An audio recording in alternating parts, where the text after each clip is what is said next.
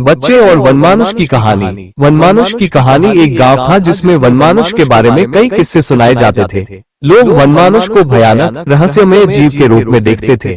वनमानुष गांव के पास एक घने जंगल में रहता था और कभी कभी उसके बारे में अनोखी घटनाएं सुनाई देती थी।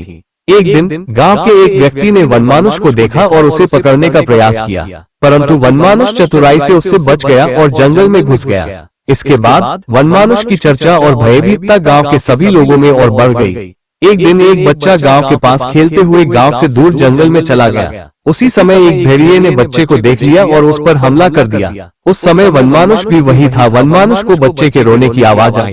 वो बच्चे के रोने की आवाज के पास गया और वनमानुष ने जब ये देखा कि भेड़िए ने बच्चे पर हमला कर दिया तो वनमानुष ने एक मोटी लकड़ी उठाई और भेड़िए पर हमला बोल दिया। वनमानुष के हमले से भेड़िया डर गया और बच्चे को छोड़कर भाग गया। बच्चा वनमानुष को देखकर बहुत खुश हुआ और उसे अपना मित्र बना लिया। वो रोज उसके साथ खेलता और मिलता था। वनमानुष के दिल में उस बच्चे के प्रति एक अलग ही स्नेह और दया आ गई। वनमानुष ने अपने दोस्त बच्चे को कई बातें सिखाई, जैसे धैर्य रखना, प्रकृति के साथ मिलकर रहना और अन्य मूल्यवान सीखें। बच्चा भी अपने वनमानुष मित्र की सभी बातों का ध्यान रखता और उसकी सीखों का पालन करता था। लोगों को जब ये पता चला कि वनमानुष ने बच्चे की जान बचाई है और प्रतिदिन उसके साथ खेलता है, तो इस तरह वनमानुष और बच्चे की दोस्ती गांव में भी चर्चा बन गई। लोगों ने विचार किया कि वनमानुष भी एक आदिवासी मनुष्य की तरह है, जिसका दिल भी दयालुता और प्रेम से भरा होता है। वे अब उसे भयानक नहीं बल्कि प्रेमपूर्वक देखते थे। वनमानुष कहानी संवेदनशीलता, प्रकृति के साथ संबंध और सजगता के महत्व को दर्शाती है।